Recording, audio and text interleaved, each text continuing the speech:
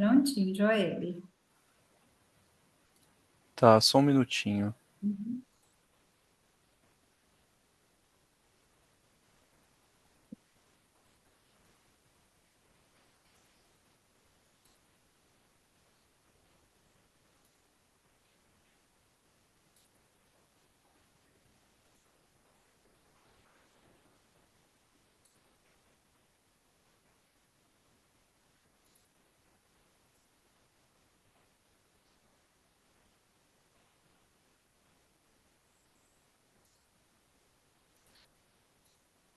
Pode começar? Pode se apresentar e começar, por favor. Boa noite a todos. Meu nome é Joeber e vocês estão vendo minha tela? No caso, eu estou mostrando a tela da reunião, né? Mas agora vocês estão vendo? Estamos. Sim? Estamos Ah, bem. tá. Sim. Bom, meu nome é Joeber e hoje eu vou apresentar um estudo sobre justiça. É bem amplo, é bem simples assim. É o que eu quis trazer algumas discussões, mas eu também eu fiz o meu melhor para me aprofundar em vários jeitos diferentes de trabalhar esse conceito. Então, sobre o conceito de justiça. Ele é um dos pilares fundamentais da ética e da filosofia. Ele é intrinsecamente ligado à ideia de moralidade nas relações humanas, né, e equidade. E a justiça pode ser entendida como o princípio que busca garantir que cada indivíduo receba o que lhe é devido em termos de direitos, deveres, oportunidades e punições. E a justiça se divide em dois, geralmente, né, se divide em dois grandes tipos, né, que é a justiça distributiva e a justiça retributiva. A justiça distributiva, no sentido de distribuir, ela é a que se preocupa com a distribuição de recursos e de oportunidades dentro de uma sociedade, para que todos tenham o acesso ao que a sociedade tem a prover, né? Enquanto a justiça retributiva, ela está relacionada à aplicação de punições, de sanções que vão ter a sua proporcionalidade com relação às infrações cometidas para com a sociedade. Essa justiça retributiva, ela tem o objetivo de restaurar a ordem social e manter essa ordem e garantir que quem viola as normas estabelecidas vai ter que lidar com as consequências adequadas. E aí ela promove uma ideia de responsabilidade e de reparação social. Né? E aí, ao longo da história, a gente, a gente tem filósofos e sociólogos que desenvolveram o conceito de justiça até chegar no que a gente tem hoje. Né? É muito difícil você virar e tentar descobrir exatamente de onde veio algum conceito, mas a gente vê origens do conceito de justiça, assim como vários outros conceitos da sociologia e filosofia, a gente vê eles na Grécia Antiga, né? Então, o Platão e o Aristóteles, né, eles contribuíram para o entendimento e o desenvolvimento do conceito de justiça. Por exemplo, Platão, na República, ele explora a justiça como uma virtude fundamental do indivíduo para a sociedade. E a responsabilidade do indivíduo para com a sociedade. E que a justiça não é só da sociedade para o indivíduo, é também do indivíduo para a sociedade. Ela é uma via de mão dupla.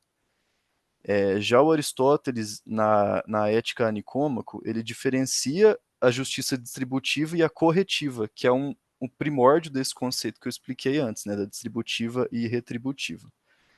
Aí o John Rawls, ele tem um livro que chama Teoria da Justiça, que ele introduziu a ideia do véu da ignorância, que é uma forma de pensar da justiça imparcial. Uma justiça cega, aquela ideia da justiça cega veio desse cara, mais ou menos. E tem uma socióloga também, chama Amartya Sen, e ela enfatizou a importância das capacidades e das liberdades das pessoas ao discutir a justiça. Né? Então, em resumo, a justiça é um conceito complexo, multifacetado, e a justiça busca equilibrar os direitos e os deveres dos indivíduos dentro de uma comunidade para que a sociedade seja justa, harmoniosa e funcione como uma sociedade, que é um organismo vivo, né? Deixa eu ver se tem alguém para entrar. Opa, cancelar, cliquei no botão errado. Não, acho que não, né? Então vamos continuar.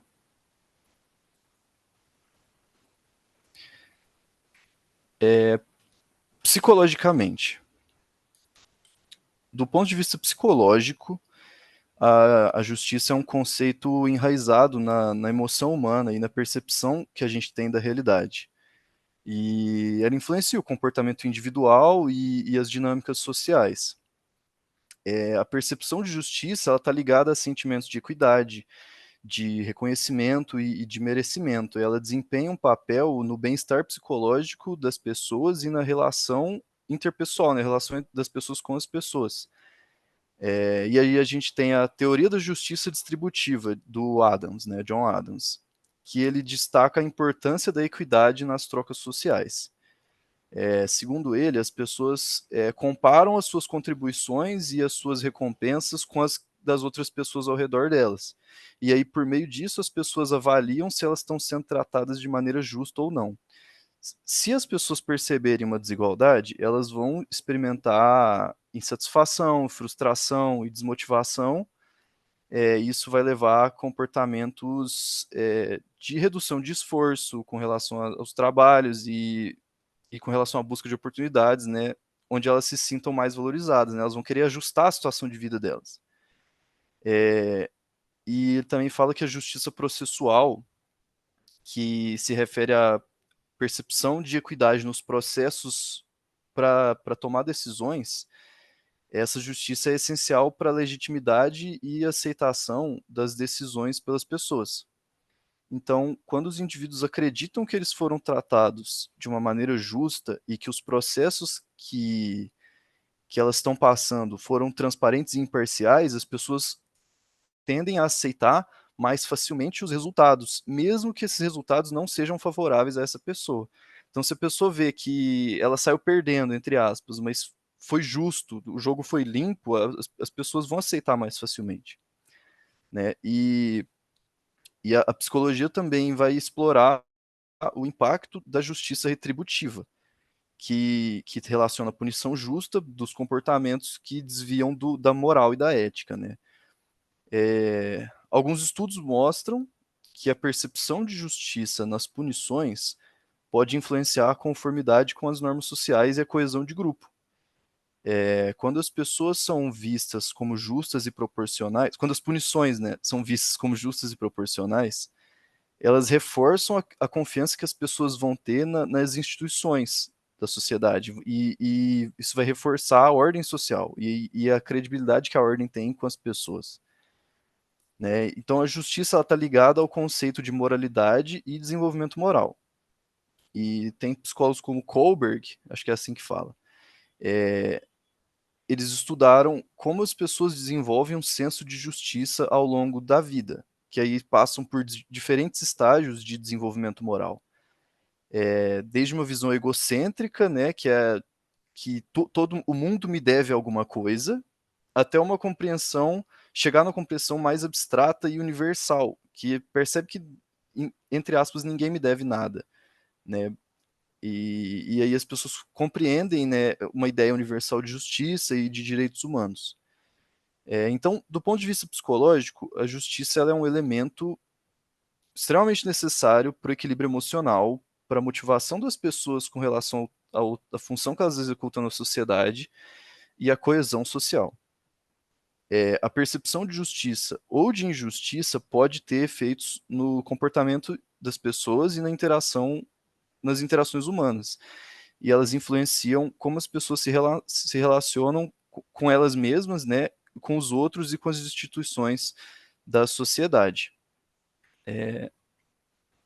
Deixa eu conferir de novo se não tem ninguém tentando entrar. Não, acho que não. É isso. Se alguém quiser fazer um comentário, falar alguma coisa, pode ficar à vontade para interromper, não tem problema. Tá? Então, a gente falou sobre a justiça de um ponto de vista psicológico, né? Tem pessoas da área da saúde mental aqui na reunião, se quiser dar um adendo, fica à vontade. Mas aí eu quis trazer um pouco sobre a frustração e a angústia com relação à injustiça, que é um tema que foi complicado na minha vida, assim. Aprender a lidar com isso, eu acho que eu ainda estou aprendendo até hoje. A frustração com a injustiça, ela tem impactos na mente humana. Ela afeta o bem-estar psicológico e o comportamento social. Quando as pessoas percebem que elas foram tratadas injustamente, né, elas vão sentir emoções negativas, raiva, tristeza e às vezes até uma sensação de impotência e de desânimo. E isso desencadeia uma série de respostas comportamentais e psicológicas que, se não forem gerenciadas, são consequências horríveis a longo prazo. Né? Então, por exemplo, em termos emocionais, a injustiça causa estresse significativo. E esse estresse ele é acompanhado de uma sensação de desamparo, ainda mais se o indivíduo sente que não tem maneira de corrigir, que ele está nadando contra a correnteza.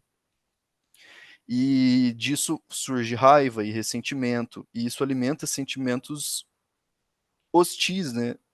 Com relação ao perpetrador da injustiça, quanto a terceiros que são vistos ou como cúmplices ou indiferentes, né? É, e e no âmbito da cognição, né, da nossa mente, a frustração com a injustiça, ela pode, ela pode fazer a pessoa ficar revivendo repetidamente aquela situação que ela passou, né? Ela fica presa num ciclo mental, ampliando um dano, um sofrimento emocional de forma cíclica, que é um ciclo muito difícil de se quebrar sem ajuda externa. Né? Eu ouso dizer que não dá sem ajuda externa, a gente precisa dos outros. E isso vai interferir na capacidade que as pessoas têm de concentração e no desempenho em vários âmbitos da vida, no trabalho, nas relações, nos comportamentos, né?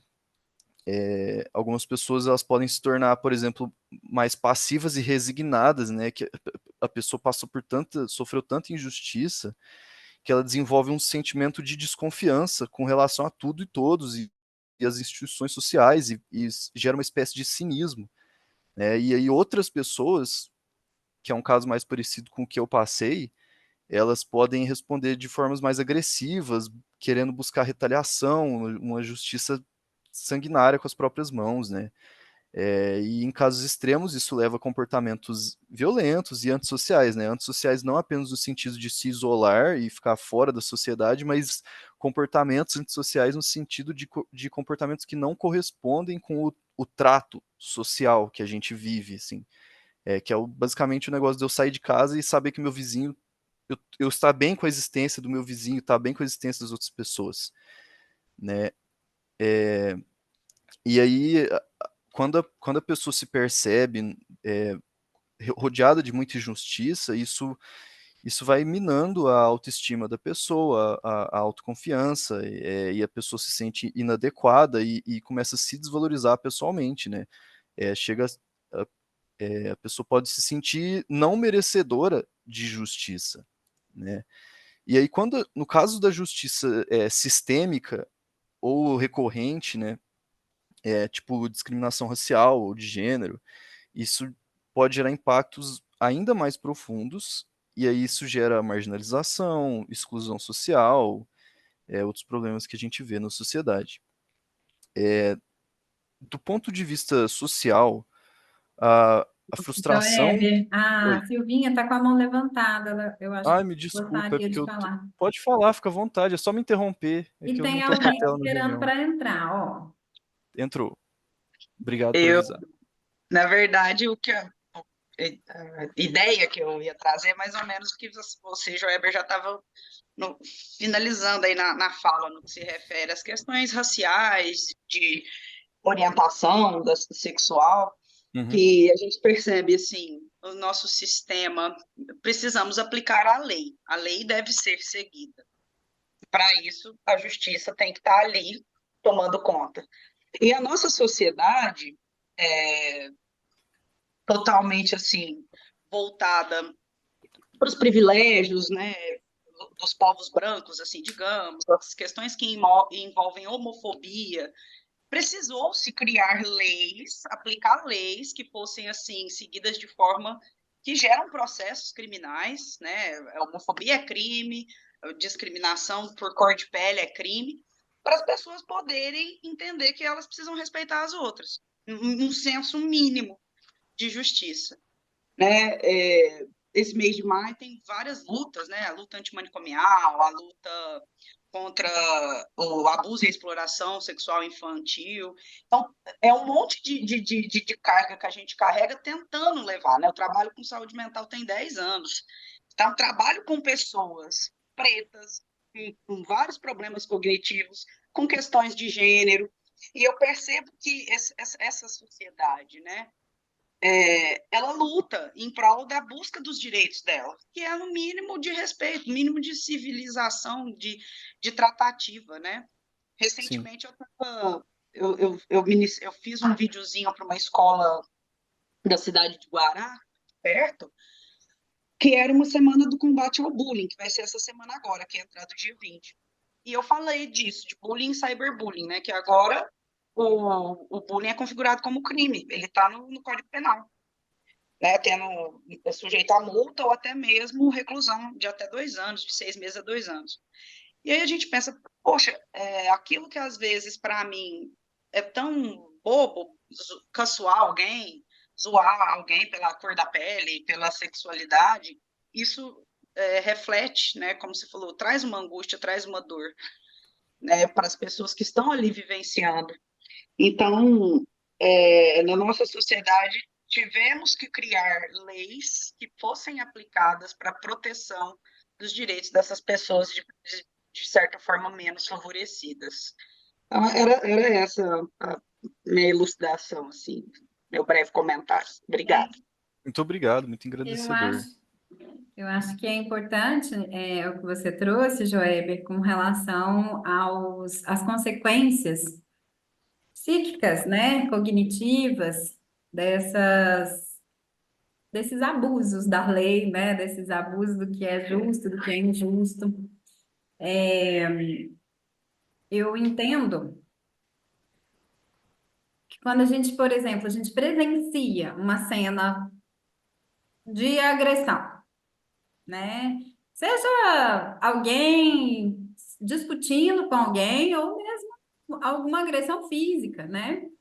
Alguém que levantou a voz, às vezes você está num supermercado, você escuta, né? Você vê uma situação de alguma discussão, ou você vê é, alguma agressão mesmo acontecendo, né? Por algum motivo que a gente às vezes não sabe ali na hora, enfim. Mas qualquer cena que tenha agressão nos causa um mal-estar danado, né? A gente não consegue passar por uma cena de violência e ficar tranquilo, né? Isso não existe. E aí é bem esse senso que a gente vai criando, né? Dessa conduta. O que que é certo, o que que é errado, o que que é justo, o que que é injusto, né? Você colocou ao longo da vida, a gente vai mudando um pouco esse conceito de justiça, porque a gente vai compreendendo a extensão dele, né? E até onde ele chega. Até bem pouco tempo atrás, na nossa sociedade, aconteciam N violências que não tinha esse nome, né, de violência. E muito se é justificado no comportamento das pessoas, não, mas ele é assim mesmo, né? Ah, é um temperamento forte, né? E a pessoa está sendo violenta, ela está sendo agressiva, ela está sendo injusta com outra pessoa ou com uma situação. Então, assim, são temas realmente que vão perpassando por nós e que geram muitas angústias, seja para quem está vivendo ou para quem está ao redor, né? É preciso compreender mais sobre o que é justo, o que é injusto, o que é moralmente certo ou não, para a gente ter o melhor comportamento, né? A melhor forma de agir na nossa vida com relação a nós mesmos e com relação à sociedade em si. Quando a gente, por exemplo, quando a gente percebe assim que o nosso planeta, ele é um planeta ainda de provas e expiação. Então, na escala evolutiva dos planetas, ele está assim no degrau 2, né? Ele está só no 2. E aí a gente pensar que nas civilizações mais atrasadas existem muito mais leis do que em civilizações mais cultas, mais educadas, né? Nós temos diferentes povos e diferentes sociedades no nosso planeta e que nem todos os países têm a quantidade de lei que tem no Brasil, por exemplo, porque eles têm um entendimento do que é justo, do que não é, né? Da moral, o certo e o errado, muito diferente de nós, muitas vezes. E tem outros países que vão ter leis mais severas que as que tem no nosso país, né? Por exemplo, em alguns países da Europa, quando uma pessoa chega no trabalho, ela busca uma vaga que é mais distante da porta de entrada, porque ela entende que se algum colega se atrasar, ele vai precisar parar mais perto para ser um caminho menos, né, distante para ele chegar o mais rápido possível. Ou uma pessoa que tem alguma dificuldade de mobilidade pode chegar, né? Então, assim, não é uma lei, mas é um entendimento de um funcionamento social que aqui no Brasil, por exemplo, não funciona assim, né? Se eu cheguei primeiro, eu vou chegar e parar na porta. Eu não vou dar espaço para outras pessoas. Eu cheguei primeiro, ué, né? Então, são entendimentos e funcionamentos que, às vezes, não precisa de uma lei para dizer, né? Bastaria um bom senso, bastaria um entendimento mesmo de um convívio social mais saudável. Então, eu acredito que as civilizações, as sociedades, quando elas estão evoluindo, quando há um crescimento, um amadurecimento, naturalmente vamos nos desfazendo de tantas leis, porque o entendimento, né, de justiça, ele passa a ser algo intrínseco, né? Ele já começa a ser algo visceral para aquelas pessoas daquele grupo, né? Daquela sociedade, daquele país, daquela cultura.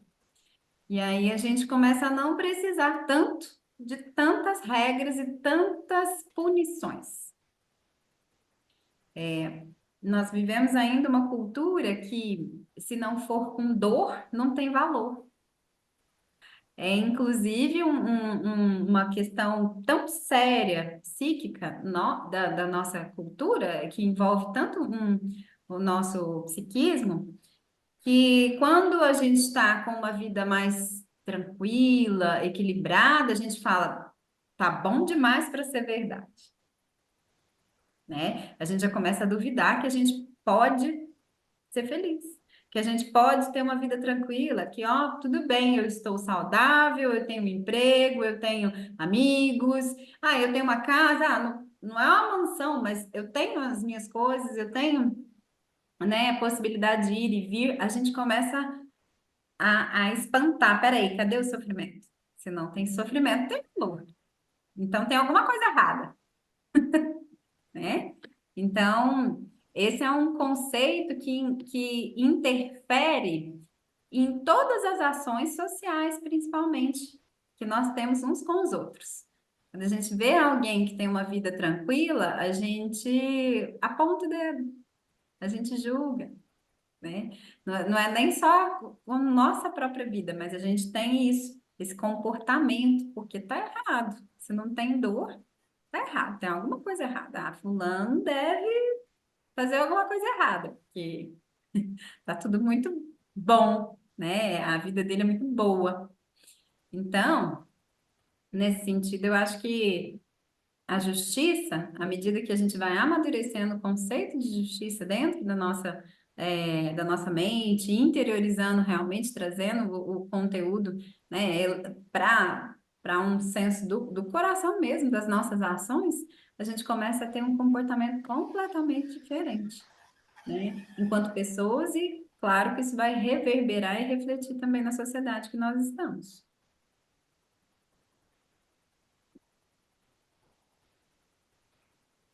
Muito obrigado por acrescentar, Samantha, engrandecer a nossa discussão. A Babi mandou um comentário aqui, falou que temos muita dificuldade em diferenciar a hierarquia de autoritarismo. E aí a gente se acostuma a sofrer e se cala para a dor, né? Eu gostei dos pontos que vocês trouxeram. Alguém quer fazer mais um comentário? Eu posso continuar? Bom, vou continuar. Então, eu estava no ponto de vista social, né? Que a frustração com injustiça, ela gera desconfiança e, um, e conflito interno dentro das comunidades, né? Dentro dos grupos sociais, né? E aí isso comprometeria a coesão social, que é o que a Samantha estava falando, né? Que as pessoas não dependerem da lei para para saberem o que é o certo a se fazer, né? As regras sociais não conversadas, mas que todo mundo sabe que é o certo porque é o certo, né? Então isso seria comprometido, né? Porque a sensação de que as normas de equidade não são respeitadas vai desintegrar as relações sociais e isso tem efeitos negativos na mente humana, isso afeta a saúde emocional das pessoas, a cognição e o comportamento, é, e, é necessário reconhecer e abordar esses assuntos para a gente promover o bem-estar individual e harmonia social, né? Gente, se entrar alguém na reunião, ou se alguém levantar a mão, me avisa, me interrompe sem dó. Porque eu só tô com a tela da minha apresentação, né? Mas eu vou continuar aqui até alguém falar alguma coisa. Eu quis trazer, eu quis trazer também a justiça na A Bíblia. Camila levantou a mão, Weber. Por favor, Camila, nos engrandeça. Salve, rica noite. Rica noite. Falando nessa questão,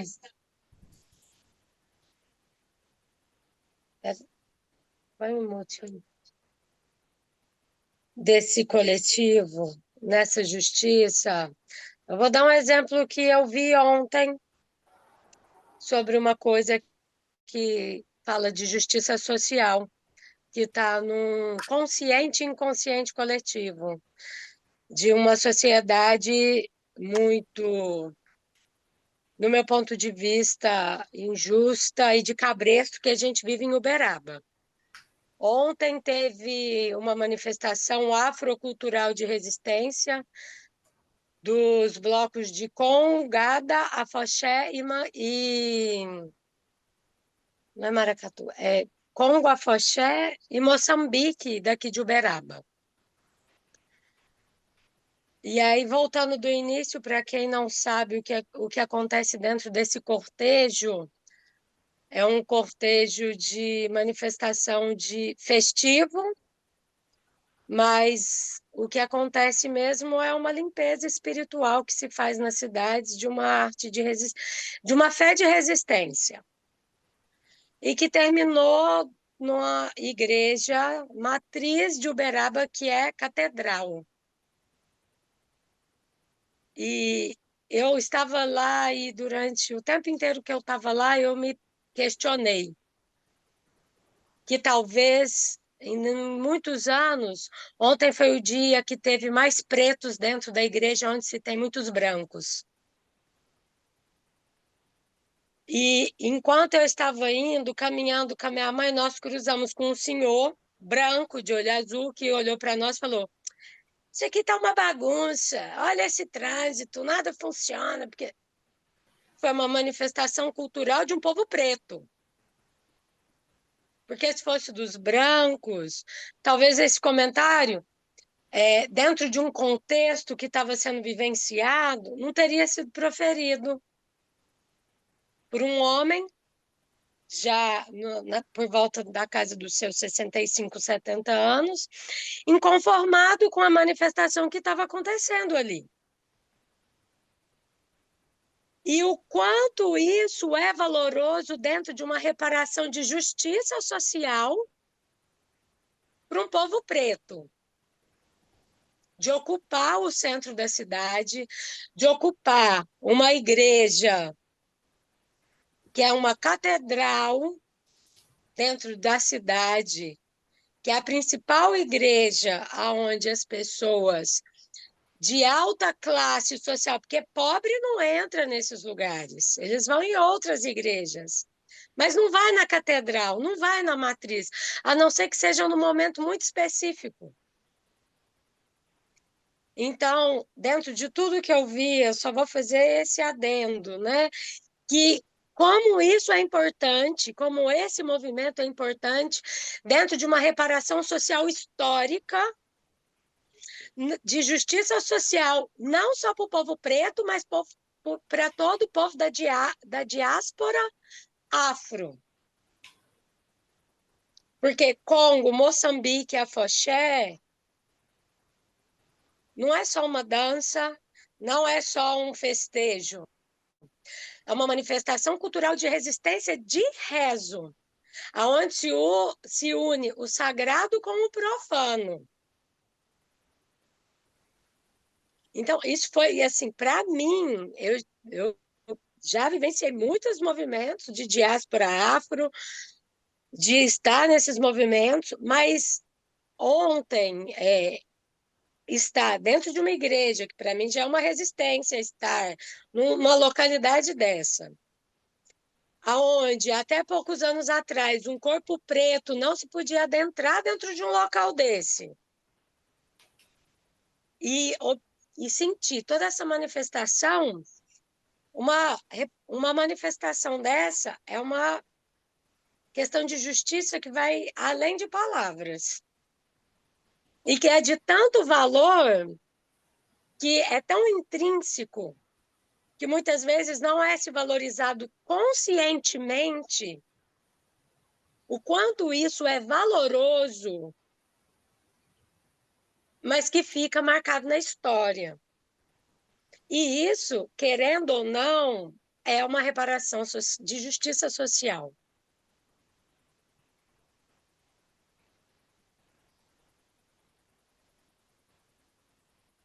Joéber, nós vamos Oi. precisar finalizar essa, Sim, a gente está no tempo. para a gente voltar e aí você continuar. Volta pelo mesmo link, né? Uhum. Pessoal, Tá, a gente vai encerrar essa reunião e todos que estão aqui podem acessar pelo mesmo link. Tá bom? tá. Eu vou encerrar aqui, tá?